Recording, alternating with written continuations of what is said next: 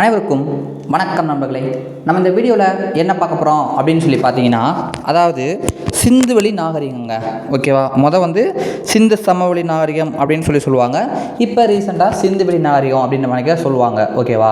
So அதாவது இதுக்கு முன்னாடி நம்ம 6th புக்கில் சிந்து சமவெளி நாகரிகம் என்பது படித்தாச்சு. அதாவது ஒரு வீடியோ கிளாஸும் போட்டாச்சு, ஃபஸ்ட்டு போட்டோம். ஸோ அதை நீங்கள் இன்னும் பார்க்கலாட்டி நான் டிஸ்கிரிப்ஷன் லிங்க் கொடுக்குறேன்.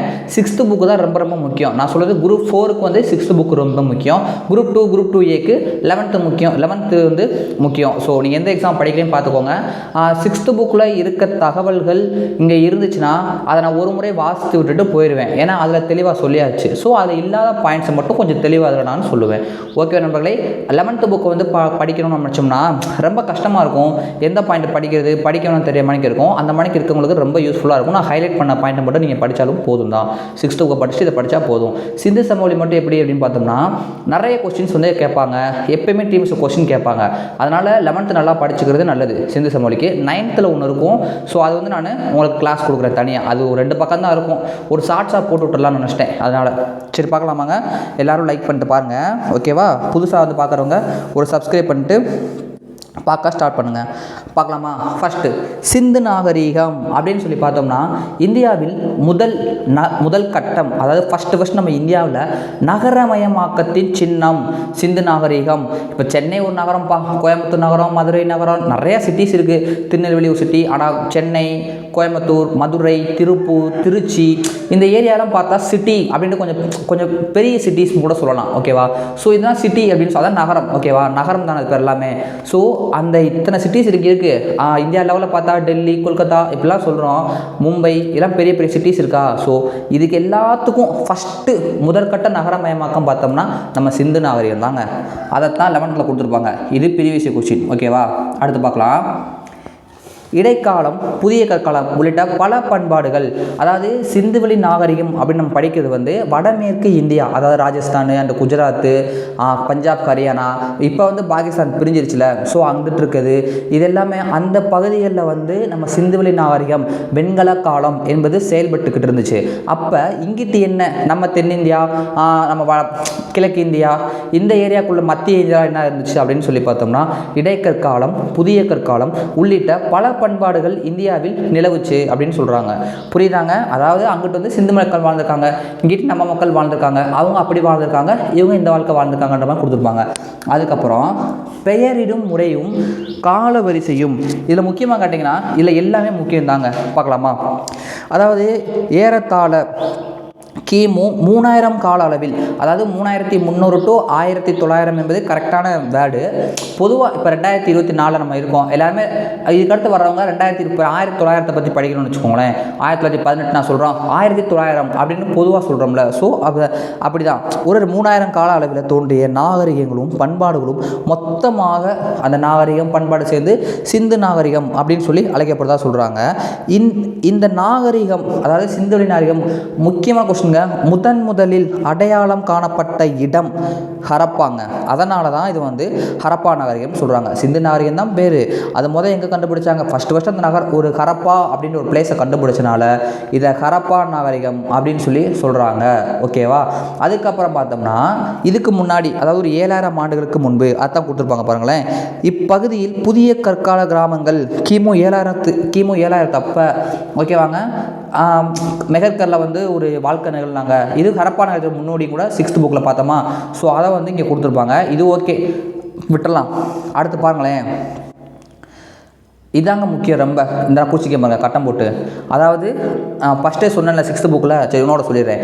தொடக்க கால ஹரப்பா கிமு 3000 முதல் 2600. அங்கே 3300 ஸ்டார்ட் பண்ணியிருப்பாங்க. 11th புக்கில் என்ன கொடுத்துருப்பாங்க? அப்படி 3 பிரிக்கிறத பிரித்து பார்த்தோம்னா கிமு 3000 முதல் 2600. அடுத்து முதிர்ச்சியடைந்த ஹரப்பா பாருங்கள், 2600 முதல் 1900. இதில் எது முக்கியம்னா இந்த முதிர்ச்சியடைந்த ஹரப்பா தான். ஏன்னா இந்த முதிர்ச்சியடைந்த ஹரப்பா காலகட்டத்தில் தான் நகர நாகரிகம் என்பது வந்துச்சு அப்படின்னு சொல்லுவாங்க. கடைசியாக பிற்கால ஹரப்பா என்பது 1900 to 1700 எல்லாமே கிமு, அதாவது பொது ஆண்டுக்கு முன்பு அப்படின்னு சொல்லுவாங்க. அதுக்கப்புறம் பார்த்தோம்னா ஒரு நகர பண்பாட்டிற்கான கூறுகள், அதாவது ஒரு நகரம் இருந்துச்சு அதற்கான அடையாளங்கள் இதெல்லாம் எங்கே காணப்பட்டுச்சுன்னு பார்த்தோம்னா, நான் சொன்னேன்ல முதிர்ச்சி அடைந்த ஹரப்பா, குறிச்சிக்க பாருங்க, ஒவ்வொரு பாயிண்ட்டும் குறிச்சிருப்பேன். இந்த இருக்கு பாருங்க, முதிர்ச்சி பெற்ற ஹரப்பாவின் காலத்தில் இருந்தது அப்படின்னு நினைக்க சொல்கிறாங்க. அதுக்கப்புறம் பார்த்தோம்னா சார்லஸ் மேசன், இவர் தான் அதில் 6th புக்கில் பற்றி பார்த்தாச்சு, பார்க்காதவங்க அதை பார்த்துக்கோங்க சொல்லிட்டேன். ஸோ இவர் வந்து 1826 வந்து ஃபஸ்ட் டைம் வந்து பார்ப்பார், இவர் தான் வந்து கண்டுபிடிச்சார்லாம் சொல்லி பார்த்தோம்ல 6th புக்கில். ஸோ அதை விட்டுடலாம். அடுத்து 1831 ஃபஸ்ட்டுங்க 1831 அம்ரி என்னும் ஹரப்பா பண்பாட்டோடு தொடர்புடைய இடத்திற்கு அலெக்சாண்டர் பர்னான்ஸ், யார் அலெக்சாண்டர் பர்னான்ஸ் எப்போ வந்தார்? 1831 அம்ரின்ற இடத்துக்கு வந்தவர் பேர் அலெக்சாண்டர் பர்னான்ஸ். ஓகேவா, அதை மட்டும் ஞாபகம் வச்சுக்கோங்க. ஸோ அவர் வந்து போயிருப்பார். இந்த அம்ரி கண்டுபிடிச்சாலும் பெருசாக வந்து ரோல் பண்ணாது, ஏன்னா அது ஒரு கிராமம் சார்ந்த வாழ்க்கையை வாழ்ந்துட்டு இருப்பாங்க அம்ரியில். ஓகேவாங்க. அதுக்கடுத்து இந்த லாகூரிலிருந்து முல்தானுக்கு 6th புக்கில் லாகூரிலிருந்து கராச்சிக்குன்னு போட்டிருப்பாங்க, இங்கே லாகூரிலிருந்து முல்தானுக்கு அப்படின்னு போட்டிருக்காங்க. எது கொடுத்தாலும் கரெக்டு தான். ஹரப்பா அழிக்கப்பட்டது எந்த வருஷம்? 1856 வருஷம் இப்படி அழிக்கப்பட்டது சொல்லியிருப்பாங்க. அதுக்கப்புறம் இந்த பகுதியிலிருந்து ஒரு முத்திரைங்க தெரியல எல்லாத்துக்கும் நான் சொல்லக்கூடியதெல்லாம் இந்த பாருங்க, தான் நடத்திட்டு இருக்கேன், நான் குறித்த பாயிண்ட்லாம் படிச்சுட்டு இருக்கேன். இந்த பகுதியிலிருந்து ஒரு முத்திரை, என்ன முத்திரை? ஏதோ ஒரு முத்திரை. அந்த முத்திரை வந்து இந்திய தொல்லியல் அளவீட்டு துறையின் முதல் ஆய்வாளர் பார்த்தோம்ல, யார்? அலெக்சாண்டர் கன்னிங்கம், அவருக்கு கிடச்சிருக்குங்க. அவர் என்ன பண்ணுறாரு அப்படின்னு சொல்லி பார்த்தோம்னா, இது ஒரு குரூப், அதாவது ப்ரீவியஸ் கொஸ்டின் அந்த அவர் எடுத்தாருன்னு சொல்கிறது. ஓகேவா. ஸோ இவர் என்ன பண்ணுறாரு அப்படின்னு பார்த்தோம்னா 1853, 1856, 1875 இந்த 3 ஆண்டுகளுமே ஹரப்பாவை பார்வையிட்டார். பார்வை தான் போயிட்டுருக்காப்புல, உள்ளே போய் வேலை பார்க்கலையா, சும்மா பார்த்துட்டு இருந்திருக்காப்புல, என்ன கிடைக்குமா கிடைக்காதான்ட்டு, அவ்வளோதான். அதுக்கப்புறம் ஹரப்பாவின் அதான் இப்படிலாம் இருந்தாங்க பண்ணாங்க, ஓகே எல்லாம் ஓகே தான். ஆனால் இந்த இடத்துல வந்து இங்கே அகழாய்வு பண்ணுவோண்டா, எதாவது கிடைக்கும்டா அப்படின்னு முடிவு பண்ணி அதை அகழாய்வு பண்ண ஆரம்பித்தவர் யாருன்னு பார்த்தோம்னா நம்ம இவர் தான். யார்? Sir John Marshall. இவர் தாங்க மெயினான ஆள். ஓகேவா. ஸோ இவர் தான் வந்து மெயினாக வந்து பண்ண ஆரம்பிக்கிற முடிவு பண்ணார். கடைசியில் பார்த்தோம்னா இவருடைய முயற்சியால் ஆய்வும் தொடங்கப்படுகிறது. அதுக்கப்புறம் எப்போ? அது 1920 அவர் சம்திங்லேருந்து அவர் வந்து பண்ணுறாரு. ஓகே, அப்புறம் 20 வருஷம் அப்படி இப்படி ஓடிட்டுருக்கு. அதுக்கப்புறம் ஒரு 20 வருடங்கள் கழித்து 1940 REM, அதாவது மார்டிமர் வீலர் அப்படின்னு சொல்லுவாங்க. ஸோ இந்த மார்டிமர் வீலர் என்ன பண்ணுறாருன்னா ஹரப்பாவில் மறுபடியும் போய் அகழாய்வு நடத்துகிறாரு. அவர் பண்ணார், அப்புறம் கொஞ்ச நாள் விட்டாங்க, அப்படி இப்படின்னு ஓடிடுச்சு காலங்கள். ஸோ மறுபடியும் இவர் போய் மார்டிமர் வீலர்னு சொல்லுவாங்க, இவர் போய் என்ன பண்ணுறாருன்னா ஆய்வு நடத்த பார்க்குறாரு. அதுக்கப்புறம் என்ன நடக்குன்னா 40 பண்ணுறாரா, 47 சுதந்திரம் கிடச்சிருச்சு. ஸோ அவங்க நம்ம பிரிஞ்சிட்டோம், பாதி பகுதி பாகிஸ்தானுக்கும் பாதி பகுதி இந்தியாவுக்கும் வந்துருச்சு. அதனால் அவங்களோட நம்ம இந்தியா மக்கள் அவங்களோட நமக்கு தான் அதிகமாக பார்க்குறோம், நம்ம காமிக்கணும்னு சொல்லிட்டு நிறைய முயற்சிகள் அகழாய்வுகள் நிறையா பண்ண வந்து ஆரம்பிக்கிறாங்க. பயங்கரமாக அகழாய்வு பண்ணுறாங்க. அதுக்கப்புறம் ஓகேவாங்க. அடுத்து பார்த்துடலாம் என்ன சொல்கிறாங்க. அப்புறமேட்டு பார்த்தோம்னா இந்தியாவில் என்னென்ன இருக்குது அப்படின்னு சொல்லி பார்த்தோம்னா நம்ம காளிபங்கன், லோத்தல், ராஹிகர்கி, தோலவீரா இதெல்லாம் வந்து நம்ம சுதந்திரம் கிடச்சதுக்கு அப்புறம் கிடைத்த நகரங்கள்னு சொல்லலாம். ஓகேவா. நம்ம மக்கள் வெறிகுண்டு தேடி நம்ம ஆள் கூட காமிக்கிறான்னு சொல்லி பண்ணாங்க. 1950க்கு அப்புறம் நல்லா தீவிரமாக பண்ணாங்கலாம் சொல்லியிருப்பாங்க இங்கே. அடுத்து இங்கே பார்த்துடலாம். புவியியல் அமைவிடமும் குடியிருப்புகளும். இங்கே என்னப்பா சொல்கிறாங்க, அதாவது நம்ம 6th புக்கில் 1.3 மில்லியன் அல்லது 13 லட்சம் கிலோமீட்டர் அப்படின்ற மணிக்கு சதுர கிலோமீட்டர் மாதிரி கொடுத்துருப்பாங்க. 11th புக்கில் என்ன கொடுத்துருக்காங்க அப்படின்னு சொல்லி பார்த்தோம்னா எத்தனை 1.5 மில்லியன், அதாவது 15 லட்சம்ன்ற மாதிரி கொடுத்துருப்பாங்க சதுர கிலோமீட்டர்னு. ஓகேவா. ஒன்றும் பிரச்சனை இல்லைங்க, 1.5 மில்லியன் ஞாபகம் வச்சுக்குருவோம். 13 லட்சம் இல்லாட்டி 1.3 மில்லியன் இருந்தால் அதான் சரியான விடை. அது இல்லாமல் இருந்துச்சுன்னா அது 1.5 போட்டுக்கோங்க. ஓகேவா. ஸோ 1.5 மில்லியன் அந்த பரப்பளவை வந்து சொல்கிறாங்க. அதுக்கப்புறம் என்ன சொல்கிறாங்க அப்படின்னு சொல்லி பார்த்தோன்னா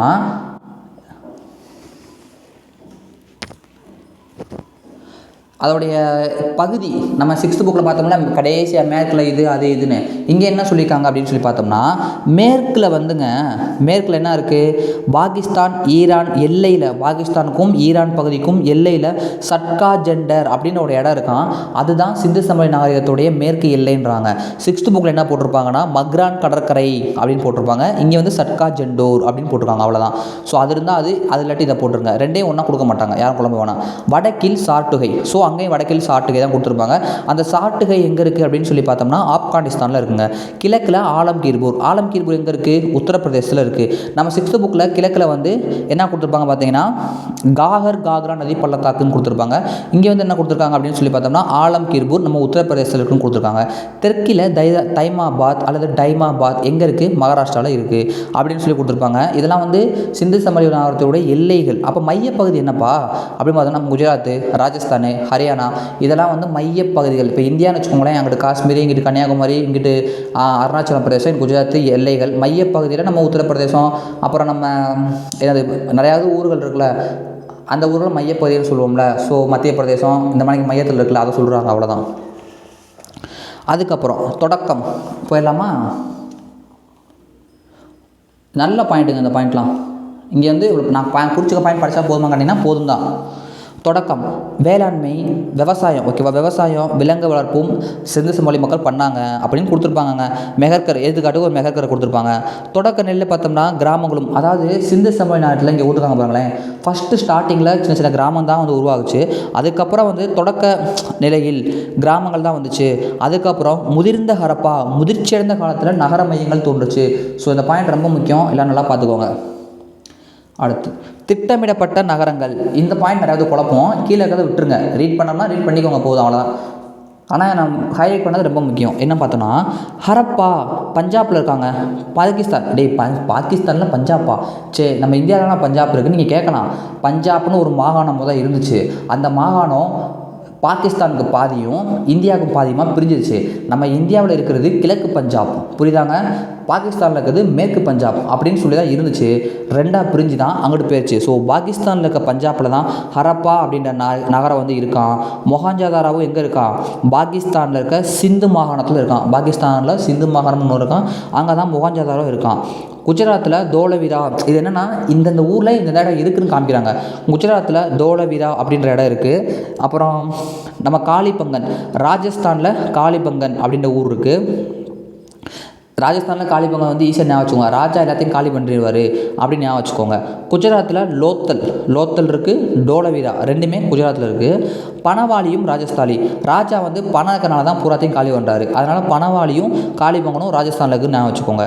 அதுக்கப்புறம் ஹரியானாவில் ராகி கர்கி, தானிய களஞ்சியம் ஒன்று இருக்குன்னு படித்தோம்ல அது. அதுக்கடுத்து சர்கோட்டா குஜராத்தில் இருக்குங்க. சர்கோட்டா வந்து குஜராத்தில் 3 இடங்கள் இருக்குது. தோலவீரா, வேறு என்ன பார்த்தோம், லோத்தல், சர்கோட்டா 3மே இருக்குது அப்படின்னு கொடுத்துருப்பாங்க. அவ்வளோதான். வேறு என்ன கொடுத்துருக்காங்க, மொஹஞ்சதாரா ஒரு உயர்ந்த மேடை மீது நன்கு திட்டமிட்டு கட்டப்பட்ட நகரம். ஆமாம், மொஹஞ்சதாரா வந்து ஒரு நன்கு உயர்ந்த மேடை மீது திட்டமிட்டு கட்டப்பட்ட நகரம். அப்போ அதே பார்த்தோம். அதுக்கப்புறம் என்ன கொடுத்துருக்காங்கன்னா ஒரு கோட்டை பகுதியாகவும் ஒரு நகரமாகவும் இருந்திருக்கு. நல்லா பெரிய கோட்டையாக இருக்குது, பெரிய நகரம் சிட்டி போல் இருந்திருக்கு அப்படின்னு சொல்கிறாங்க. மேல்தளம் இருந்ததை, அதாவது எல்லாமே வீடு கட்டியிருக்காங்களே, அப்போ மேலே ஒரு தளம் போட்டிருக்காங்க, சென்ட்ரிங் போட்டிருக்காங்க. அப்படின்றத சில வீடுகள் படிக்கட்டு இருக்குது, வீட்டுக்குள்ளே படிக்கட்டு வச்சுருக்காங்க. ஏன் படிக்கட்டு வைக்கணும், மேலே போகணும்னா படிக்கட்டு வைப்போம், மேலே போராட்டி படிக்கட்டை வைக்க மாட்டோம்ல. ஸோ அதன் அடிப்படையில் தெரிஞ்சுக்கலாம் அப்படின்றத இங்கே கொடுத்துருப்பாங்க. ஓகேவாங்க.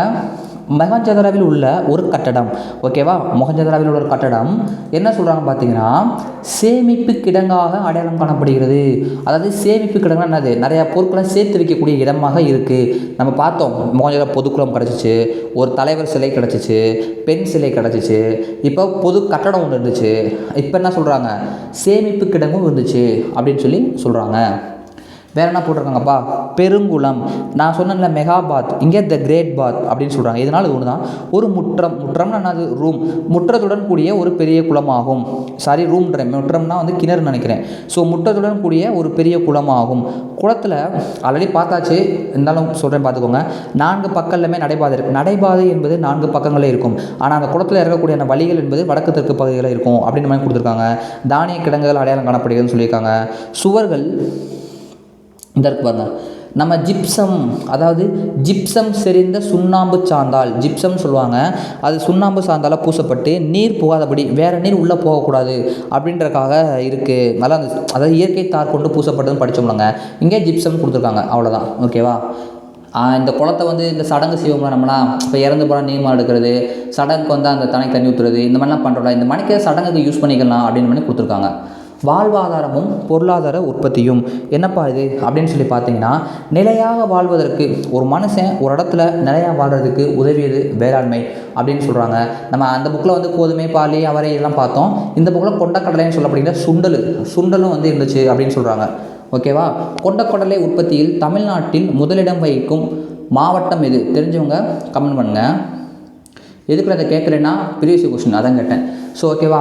ஹரப்பா மக்கள் இரட்டை பயிரிடல் முறையை பின்பற்றினாங்க. சூப்பர் மேட்ரில் ஹரப்பா மக்கள் என்ன பயிரிடல் முறையை ஈடுபட்டிருக்காங்க?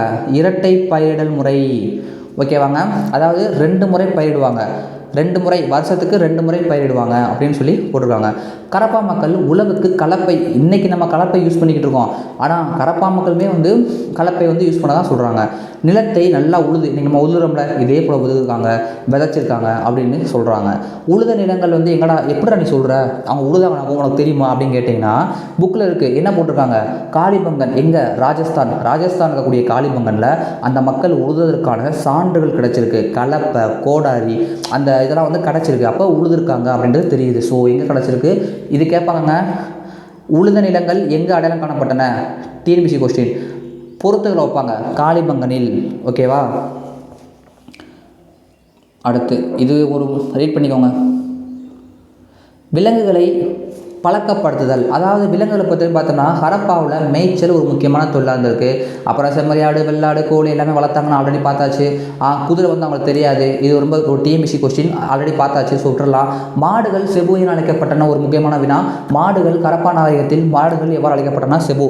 நிறைய பேர் புல்லாட்டி சொல்கிறேன், ஏன்னா சிந்து நாகரிகத்தை ஹரப்பா நாகரிகம் சொல்லி யார் கேட்டுறாதீங்க. சிந்து நாகரிகத்தில் முதலில் கண்டுபிடிக்கப்பட்ட நகரம் ஹரப்பா, அதனால் அந்த ஹரப்பா நாகரிகம் சொல்கிறாங்க. அது அவ்வளோதான். ஆனால் ஹரப்பா என்பது ஒரு பிளேஸ். ஓகேவா? ஸோ ஹரப்பா நாகரிகத்தில் வந்துட்டு மாடுகள் வந்து செபு அப்படின்னு சொல்லி அழைக்கப்பட்டது. பெரிய உடலமைப்பை கொண்ட மாடுகள் வந்து பல முத்திரைகளில் வந்து இருந்துச்சு, பல முத்திரைகளில் மாடுகள் வந்து இருந்துச்சு அப்படின்னு சொல்கிறாங்க. ஸோ ரொம்ப மெயினானவை. அப்புறம் பன்னி, மானு, காட்டுப்பன்னி இதெல்லாம் போட்டிருக்காங்க, சும்மா ரீட் பண்ணிக்கோங்க, அதெல்லாம் வேணும்னா ரீட் பண்ணிக்கோங்க. கைவினை தயாரிப்பு, ஹரப்பா மக்கள் வந்து கைவினை பொருட்கள்லாம் என்னது கீழே போட்டிருக்காங்க பாருங்கள். அந்த பொம்மை, வளையல், உலோக வேலைகள் இந்த மாதிரி செய்வாங்களே, ஆர்டிஸ்ட்டு கூட சொல்லலாம். அதான் அவங்க ஆர்ட் கலைஞர்கள், அவங்கள போல அவங்க வந்து நிறையா அந்த காலத்தில் இருந்திருக்காங்க அப்படின்னு மாதிரி சொல்லியிருப்பாங்க. கார்னெலியன் மணி அப்புறம் என்னது? சிவப்பு நிற மணிகற்கள், அது யூஸ் பண்ணாங்கன்னு 6th பார்த்தோமா. அடுத்து ஜாஸ்பர், அப்புறம் கிறிஸ்டல்னா என்னடா? படிகக்கல். கிறிஸ்டல்னா என்ன கேட்டிங்கன்னா படிகக்கல். ஸ்டீடைட் அப்படின்னு என்னன்னா நுரைக்கல். இதெல்லாம் யூஸ் பண்ணாங்கன்னு போட்டிருக்காங்க, ஜஸ்ட்டு தெரிஞ்சுக்கோங்க. மெசபடோமியாவுக்கு இந்த மணிக்கு கைவினை பொருட்கள்லாம் செஞ்சாங்கன்னு படிக்கணும்ல, இது எல்லாத்தையுமே மெசபடோமியா கூட ஏற்றுமதி செஞ்சாங்கன்னு போட்டிருக்காங்க. கடல் வணிகம் நடைபெற்றிருக்குன்ற மாதிரிலாம் கொடுத்துருப்பாங்க. ஓகேவா? அடுத்து சில குறிப்பிட்ட கைவினை பொருட்கள், இது ஒரு முக்கியமானதுங்க. பொறுத்துகளை கேட்பாங்க, பொறுத்துகளை கொடுத்துட்டு கேட்பாங்க. எப்படி பார்த்தலாமா? சங்கு, அதாவது பொருள் எங்கே வந்து ஃபேமஸாக இருந்துச்சு அப்படின்றது. சங்கு என்பது நாகேஸ்வர் பாலக்கோட் அப்படின்ற ஒரு ஊரில் வந்து, அதாவது இடத்துல கொஞ்சம் ஃபேமஸாக நிறையா வந்து சிறப்பாக இருந்துச்சுன்னு சொல்கிறாங்க. இப்போ திண்டுக்கல்லாம் போட்டு மதுரை மல்லி இப்படிலாம் சொல்கிறோம்ல. ஸோ அதுபோல் அந்த சங்கு பொருட்கள் எங்கே நல்லா இருந்துச்சு அப்படின்னா தஞ்சாவூர் பொம்மைகள் இப்படின்னு நம்ம சொல்கிறோம் இல்லைங்க. நாகர்கோவில் கோயில் நிலைகள் இதெல்லாம் அங்கே தான் ஃபேமஸ்ஸு அப்படின்னு சொல்கிறோம்ல. அதுபோல் வந்து சங்கு வந்து நாகேஸ்வர் பாலக்கோட் அப்படி இடத்துல ஃபேமஸாக இருந்திருக்கு. வைடூரியம் சாட்டுகை. ஓகேவா? எப்போயுமே ஸ்கூலில் வந்து சார் வந்து டீச்சரோட சார் வஞ்சிக்கிட்டே இருப்பாங்க. அப்போ சார் வை அப்படி தான் நான் வச்சுக்கோங்க, சார் வஞ்சிக்கிட்டே இருப்பாங்க நான் வச்சுக்கோங்க. சாட்டுகை, வைடூரியம். அடுத்து லோத்தலில் வந்து என்ன ஃபேமஸ்னால் கார்னெலியன் மணி, அதாவது சிவப்பு மணி. நம்ம பார்த்தோம்ல ஆல்ரெடி 6th புக்லேயே. ஸ்டீடைட் அப்படின்னா நுரைக்கல் நடத்தும். இது எங்கே சிறப்பாக இருந்துச்சுன்னா தெற்கு ராஜஸ்தானில். ஓகேவாங்க? செம்பு பொருட்கள் வந்து ராஜஸ்தான், ஓமன் 2 இடங்களுமே சிறப்பாக இருந்ததாக சொல்லப்படுகிறது. ஸோ இது முக்கியமானது, படிச்சுக்கோங்க. பல வகைப்பட்ட மட்பாண்டங்கள் கிடச்சிச்சுன்னு சொல்லிடுவாங்க. அதாவது நம்ம மட்பாண்டங்கள் செஞ்சாங்கன்னு ஆல்ரெடி பார்த்தாச்சு. அப்புறம் அடர் சிவப்பும் கருப்பும் கலந்து. ஓகேவா? அடர் சிவப்பும் கருப்பும் கலந்துருக்கு அப்படின்னு கொடுத்துருக்காங்க. ஈஸியாக தான் இருக்கும். ஓவியங்களில் அரச இலைகள், மீன் செதில், ஓகேவா, ஒன்றையொன்றி வெற்றி கொள்ளும் வட்டங்கள், இந்த மாதிரிக்கு படம்லாம் இருக்குதுன்னு சொல்கிறாங்க. ஸோ இந்த படங்களை ரீட் பண்ணிக்கோங்க, ரொம்ப தேவையில்ல. வெண்கலக்கால நாகரிகமாகும். ஏன் கரப்பா மக்கள் வெண்கலக்கால நாகரிகம்னா அவங்க வெண்கலத்தாலான பொருட்களை பயன்படுத்தினால அது வெண்கலக்காலம் நண்பர்களே.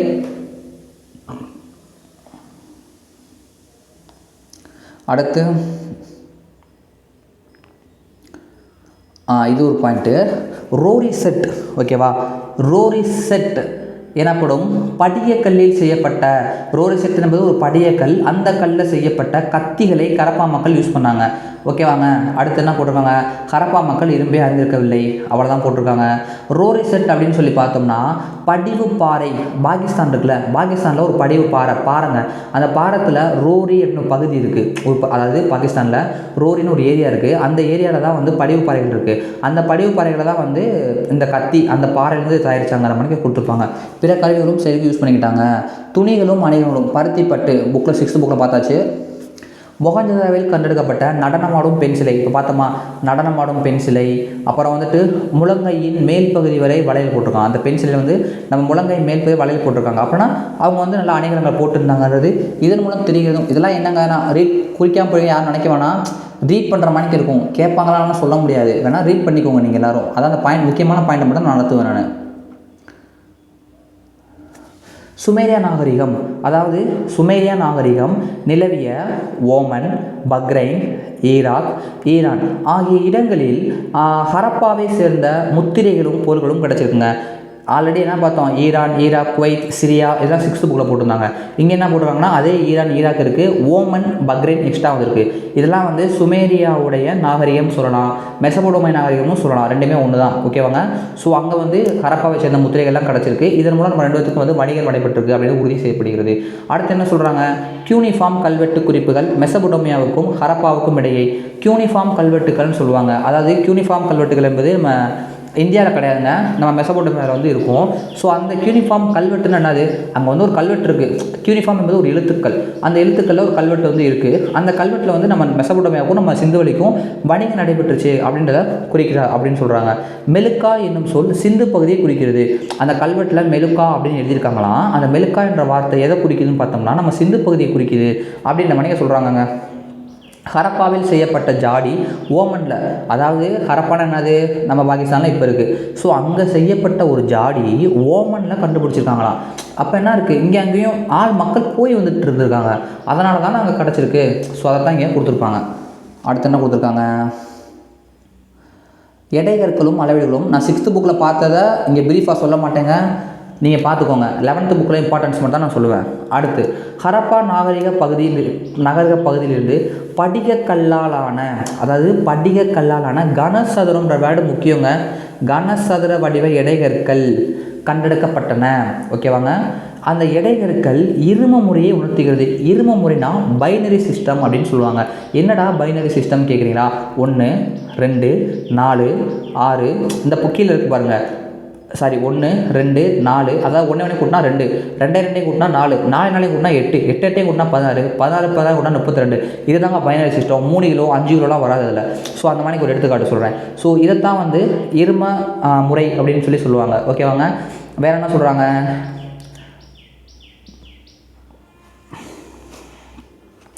சொல்லிட்டேன்னு நினைக்கிறேன். என்ன சொல்கிறாங்க, 32 16 வீதம் கொண்ட சிறிய எடை அளவீடு இன்றைய அளவீட்டில் 13 அந்த 16 நம்ம படிக்கிறோம் பார்த்தீங்களா, இந்த 16 இன்றைக்கி நிலைமைக்கு எவ்வளோ அப்படின்னு பார்த்தோம்னா 13.63 கிராம், ஒரு 10 கிராம் + 3 ஒரு 13 கிராம் சொல்கிறாங்க. அந்த 16ன்றது இன்றைக்கி 13.63 கிராம் இன்றைக்கி கணக்கில் சொல்கிறாங்க. 1 இன்ச் அந்த நம்ம குச்சி அளவில் குறிக்கப்பட்ட குச்சிகள் சொன்னோம்ல, அதை பார்த்தோம்னா 1.75 சென்டிமீட்டருங்க. நான் 6th புக்கில் சொன்னேன்ல, அங்கே வந்து என்ன கொடுத்துருப்பாங்க, 1704 மில்லிமீட்டர் கொடுத்துருப்பாங்க. இங்கே 1.75 சென்டிமீட்டரும் கொடுத்துருக்காங்க. வேறு என்ன போட்டிருக்காங்க, இந்த படிகற்கள் ஆல்ரெடி பார்த்தாச்சுல.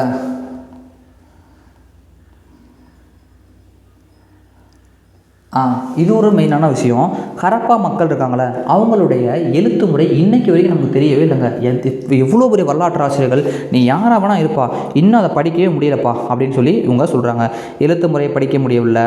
அப்புறம் இன்னொரு விஷயம் என்ன சொல்கிறாங்க அப்படின்னு சொல்லி பார்த்தா, 5000க்கும் மேற்பட்ட எழுத்து தொடர்கள் கிடச்சிருக்கு.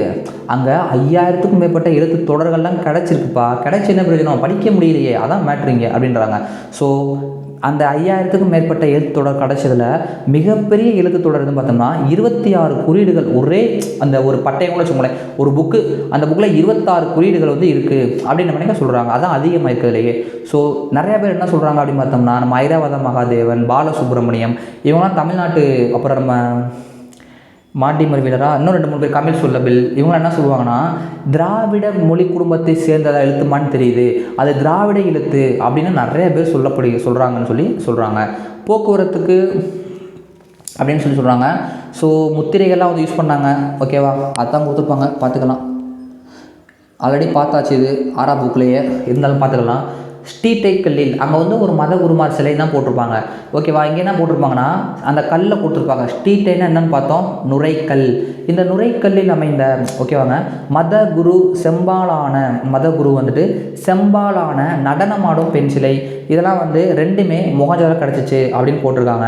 ஹரப்பா, மொஹஞ்சதாரோ, டோலவிரா இடங்கள் கிடைத்த கல் சிற்பங்கள். அதாவது இதை மட்டும் ஏன் மார்க் பண்ணிக்கன்னா, கல் சிற்பங்கள் எங்கு கிடைத்தது, தவறானதை தேர்வு செய்க அப்படின்றது ஒரு ப்ரீவியஸ் கொஸ்டின். ஸோ அதில் வந்து ஹரப்பா, மொஹஞ்சதாரோ, டோலவிரா இங்கே 3 தான் கல் சிற்பங்கள் கிடச்சிச்சு. புரியுதா நண்பர்களே? அடுத்து நம்பிக்கைகள் பார்த்தோம்னா, நம்ம 6ஆம் வகுப்புக்குள்ள என்ன போட்டாங்கன்னா, எந்த சான்றுமே கிடைக்கலன்னு போட்டிருப்பாங்க. இங்கே என்ன ஏன் கிடைக்கல, இங்கேயுமே பாருங்களேன், கிடச்சிச்சுன்னு போட்டிருக்க மாட்டாங்க.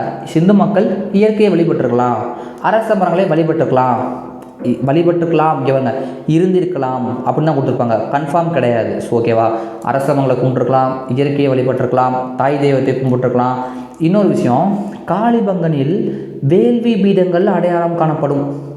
ஸோ இது இம்பார்ட்டன்ஸ். இதுக்கு முதல்ல நம்ம ஒன்று பார்த்தோம்ல, ஏதோ கிடச்சிச்சின்னு, வேளாண்மை ஆதாரங்கள் பார்த்தோம்லங்க. வேளாண்மை ஆதாரங்கள் எங்கே கிடச்சிச்சின்னு நம்ம பார்த்தோம், வேளாண்மை ஆதாரங்களை பார்த்தோம். ஆமாம், ஏதோ ஒரு பார்த்தோம் இதுக்கு முன்னாடி, டக்குன்னு ஞாபகம் இல்லை. ஸோ அதே போல் காளிபங்கனில் வேள்வி பீடங்கள் என்பது, ஆமாங்க, வேளாண்மை ஆதாரங்கள் தான் நினைக்கிறேன், ராஜஸ்தானில் கிடச்சிச்சின்னு நினைக்கிறேன். காளிபங்கன் தான் அதுவும் நினைக்கிறேன். ஸோ அந்த அடைச்ச மணிக்க இங்கேயும் காளிபங்கனில் வேள்வி பீடங்கள் என்பது கண்டுபிடிக்கப்பட்டது அப்படின்ற மணிக்க சொல்கிறாங்க. வேறு என்ன சொல்கிறாங்க, வேள்வி பீடம்னா என்னது, இந்த கல்யாணம் வைக்கிறோம், இப்போ பால் காய்ச்சிரோம்னா அந்த இது இருக்குது பாருங்கள், செங்கலை வச்சு தீயரிப்பாங்களே, ஐயர் ஓதுவாங்களே, அதான் வேள்வி பீடம். அடுத்து இறந்த மக்களை புதைச்சிருக்காங்க, இயற்கையும் செஞ்சுருக்காங்க, மேக்ஸிமம் புதைச்சாங்க அப்படின்னு மாதிரி கொடுத்துருப்பாங்க. அரசியல் முறை செயல்பட்டதை உணர்த்துகிறது. மண்பாண்டங்களில் ஏன் அரசியல் முறை செயல்பட்ட பார்த்தோம்னா, அந்த மண்பாண்டம் படிக்கிறோம்ல, அந்த மண்பாண்டத்தில் என்ன இருக்குது அப்படின்னு சொல்லி பார்த்தோம்னா, முத்திரை இருக்குது, எடைகற்கள் இருக்குது. இதெல்லாம் கவர்மெண்ட்னு இல்லாமல் எப்படி அது செயல்பட்டுருக்கோம். முத்திரை இப்போயும் பாருங்கள், தமிழ்நாட்டு முத்திரைங்க, ஸ்ரீவில்லிபுத்தூர் சின்னம், இந்தியா முத்திரைங்க, அசோக சின்னம். ஏன் இந்தியா, இது தமிழ்நாடுன்னு தெரியணும், அதுக்காக தான். ஓகேவா. ஸோ அதனால் இதெல்லாம் கவர்மெண்ட் இருந்திருக்கு அப்படின்னு மாதிரி சொல்கிறாங்க. ஸோ ஹரப்பாவும் மொஹஞ்சதாரோவும் நகர அரசுகளுக்கான ஆட்சியின் கீழ் இயங்கியிருக்கலாம். ஒரு நகர அரசு தான், சிட்டி, ஓகேவாங்க, ஒரு சிட்டி, அதுக்கெல்லாம் இயங்கியிருக்கலாம் அப்படின்னு கொடுத்துருப்பாங்க. ஹரப்பா நாகரிகத்தை உருவாக்கியவர்கள் திராவிட மொழிகளை பேசியவர்கள் என ஆராய்ச்சியாளர்கள் மேக்சிமம் என்ன சொல்கிறாங்கன்னு பார்த்தோம்னா, இந்த ஹரப்பா நாகரிகத்துக்காரங்க திராவிட மக்கள் மாதிரி தான் இருக்காங்க. தமிழை பேசுகிறவங்க அதாவது திராவிட மொழிகளுக்கு தாய்மொழி நம்ம தமிழ் மொழி எல்லாருக்கும் தெரியும்ல. ஸோ தமிழ், மலையாளம், கன்னடம், தெலுங்கு பேசுகிற மாதிரி இருக்காங்க அப்படின்னு மேக்ஸிமம் ஆராய்ச்சியாளர்கள் சொல்கிறாங்க. எல்லாம் தெரிஞ்சுக்கோங்க. ஆனால் அதான் உண்மையும் கூடங்க. மேக்ஸிமம் எல்லாருமே அதுதான் சொல்கிறாங்க. ஆனால் நம்ம இந்தியாக்காரங்க பிற மொழிகள் இருக்குல்ல, நான் ஒரு சும்மா சொல்கிறேன், வடமொழிகள், அவங்க என்ன நினைப்பாங்க, அப்போ இவங்க பழமையானவங்க வந்துடுவாங்க, தமிழ் திராவிட அந்த இனங்கள், அதனால் வந்து அவங்க அதை நிப்பாட்டி வெளியே சொல்ல மாட்டுறாங்க என்பது நிதர்சனமான உண்மை என்பது வேறு புக்கில் இருக்குது. புரியுதாங்க, வேறு புக்கில் தான் அவங்க சொல்லியிருக்கேன், அதான் நிதர்சனமான உண்மை. வேறு என்ன சொல்லியிருக்காங்கன்னா, வீழ்ச்சி அடைஞ்சதுக்கப்புறம் ஒருத்தவங்க கிழக்கு நோக்கி போயிருக்கலாம், ஒருத்தவங்க தெற்கு நோக்கி வந்திருக்கலாம் அப்படின்ற மணிக்கு சொல்கிறாங்க. அதான உண்மை. நம்ம தான் தெற்கு நோக்கி வந்திருக்கோம்ல, நம்ம திராவிட தான் அதுன்னு சொல்கிறாங்க. சிந்து நாகரிகம் சமகால பண்பாடுகள், அதாவது நான் சொன்னேன்ல, அங்கிட்டு வந்து சிந்து நாகரிகம் வந்து நிலவிக்கிட்டு இருக்குது, எங்கிட்டு வடமேற்கு பக்கம். அப்போ இந்தியாவில் வேறு என்ன நடக்குது அப்படின்னு பார்த்தோம்னா, கன்னியாகுமரி டு காஷ்மீர் வரைய குஜராத், அருணாச்சல பிரதேசத்துக்குலாம் வந்துட்டு பிற நாகரிகங்கள் நிலவுச்சு. அது என்ன அப்படின்னு பார்த்தோம்னா இங்கே கொடுத்துருப்பாங்க. தெற்கு பகுதி நம்ம கேரளாவிலையும் இலங்கையிலையும் வேட்டையாடி சேகரித்து மக்கள் வாழ்ந்துக்கிட்டு இருக்காங்க. அதாவது நம்ம சிந்து பகுதியில் வந்து மக்கள் வந்து அதெல்லாம் விவசாயம் பண்ணி சக்கரை வச்சு கை காலில் அணிகலங்க போட்டு வளர்ந்துட்டாங்க, டெவலப் ஆகிட்டாங்க. அந்த காலத்தில் நம்ம கேரளாவிலையும் இலங்கையில் என்ன பண்ணுறாங்க, அப்போ தான் மக்கள் வேட்டையாடி சேகரிச்சுட்டு சாப்பிட்ருக்காங்க. அதுக்கப்புறம் படகு போக்குவரத்து குறித்த அறிவுடன் இருந்த ஹரப்பா மக்கள், அதாவது அவங்களுக்கு வந்து படகுல போகிற கப்பல் போக்குவரத்தும் தெரியும், படகு போக்குவரத்தும் தெரியும். அப்படின்றப்ப அவங்க அதாவது கப்பல் வந்து இப்போ வந்தது தான் படகு தான், ஓகேவா. ஸோ அப்போ அந்த படகு போக்குவரத்து என்பது அவங்க வந்து நம்ம கேரளாவுக்கு வந்திருக்கலாம் என்பது ஒரு குறிப்பு இங்கே காணப்படுகிறது. ஸோ இங்கே அந்த பெட்டி இருக்கட்டவங்க பின்னாடி வாசிட்டு வரலாம். பெட்டிக்கு தெளிவான தொல்லியல் சான்றுகள் கிடைக்கல, ஆனால் வந்திருப்பாங்க, ஆனால் தெளிவான சான்றுகள் கிடைக்கல அப்படின்னு கொடுக்குறாங்க. வடபகுதி, குறிப்பாக தென்னிந்தியாவின் வடபகுதிங்க முழுசாக பண்ணீங்க. தென்னிந்தியாவின் வடபகுதி குறிப்பாக கர்நாடகா, ஆந்திரா இங்கெல்லாம் வந்து என்ன பண்ணாங்க அப்படின்னு சொல்லி பார்த்தோம்னா, புதிய கற்கால பண்பாடுகளுடன், அதாவது அங்கிட்ட வந்து சிந்துவெளி மக்கள் வாழ்ந்துட்டு இருக்காங்க, அதாவது வெண்கலக்கால மக்கள். இங்கே என்ன பண்ணுறாங்கன்னா புதிய கற்கால பண்பாடுகளுடன் மேய்ச்சல், கலப்பை, ஓகேவாங்க, கலப்பை, ஆடு மாடு மேய்க்கிறது, இந்த வேலைகளில் மக்கள் ஈடுபட்டிருக்காங்க, வேளாண்மை அதில் ஈடுபட்டிருக்காங்க அப்படின்ற மாதிரி கொடுத்துருக்காங்க. புதிய கற்கால பண்பாடு காஷ்மீர், கங்கை சமவெளி ஆகிய வட இந்திய பகுதிகளும் நிலவுச்சு, அங்கே இந்த காலத்தில் இருந்துச்சுன்னு கொடுத்துருப்பாங்க. ஏறத்தாழ 1900 சரிவு ஆரம்பிச்சிச்சு. அது ஒவ்வொரு ஒவ்வொரு காரணம் வந்து சொல்லியிருப்பாங்க, நான் ஆல்ரெடி சொல்லியிருந்தேன். தெற்கு நோக்கியும் கிழக்கு நோக்கியும் வந்திருக்கலாம். இந்தியாவின் வரலாற்றுக்கு முந்தைய காலகட்டத்தில் ஏறத்தாழ 2000 மில்லியன் ஆண்டுகளுக்கு முன்னால் தொடங்குதுன்னு சொல்கிறாங்க. கிட்டத்தட்ட 2 மில்லியன் அப்படின்னா என்னது, 20 லட்சம் ஆண்டுகள். 2 மில்லியன், ஆமாம், 1 மில்லியன்னா 10 லட்சம், 2 மில்லியன் 20 லட்சம் ஆண்டுகளுக்கு முன் தொடங்குகிறது அப்படின்னு போட்டிருப்பாங்க.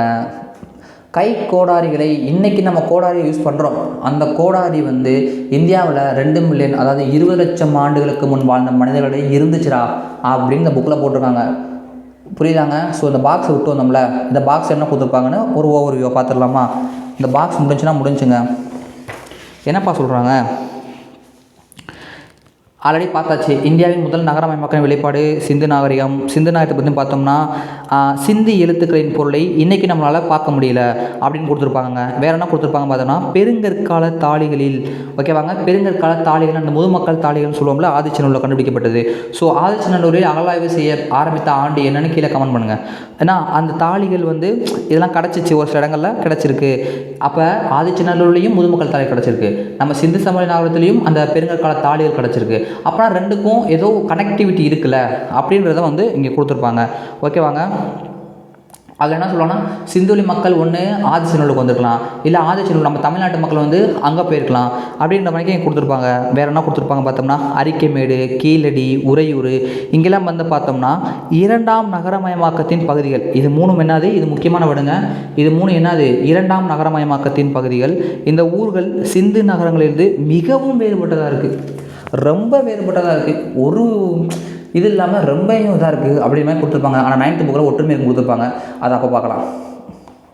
ஸோ நண்பர்களே, 11th நம்ம குரூப் 4க்கு வந்து பார்த்தோம்னா கொஞ்சம் இம்பார்ட்டன்ஸ் கொடுத்து படித்தா போதும், அதான் உண்மை. ஸோ சிந்துவெளி மட்டும் கொஞ்சம் நிறையா இம்பார்ட்டன்ஸ் கொடுக்கணும். இருந்தாலும் எனக்கு தெரிஞ்சளவு நான் நல்லா நடத்திக்க நம்புகிறேன். ஸோ யூஸ்ஃபுல்லாக இருந்துச்சு நினைக்கிறேன், லைக் பண்ணுங்கள். நான் ஏதாவது நடத்தும் போது சார் நீங்கள் நல்லா நடத்துறீங்க, இப்போ கொஞ்சம் வேகமாக நடத்துகிற மாதிரி இருந்துச்சா கமெண்ட் பண்ணுங்கள், தப்பு கிடையாது. இல்லை வேகமாக சொல்கிறேன், இல்லை எடுத்துக்காட்டு சொல்லாமல் சொல்கிறேன், என்னன்னாலும் கீழே கமெண்ட் பண்ணுங்கள், ஓகேவா. ஸோ சிந்துவெளி என்பது முடிஞ்சு. தேங்க்யூ நம்பளே, உங்கள் ஃப்ரெண்ட்ஸுக்கும் ஷேர் பண்ணுங்கள். நம்மளுடைய சேனலை சப்ஸ்கிரைப் பண்ணால் வச்சேன், சப்ஸ்கிரைப் பண்ணி வச்சுக்கோங்க. லைக் பண்ணால் பார்த்தாங்க, ஒரு லைக் பண்ணிட்டு போங்க. அடுத்தடுத்த வீடியோக்கள் கண்டிப்பாக வரும், ஓகேவா. தேங்க்யூ நண்பர்களே, அடுத்த வீடியோவில் சந்திக்கலாம்.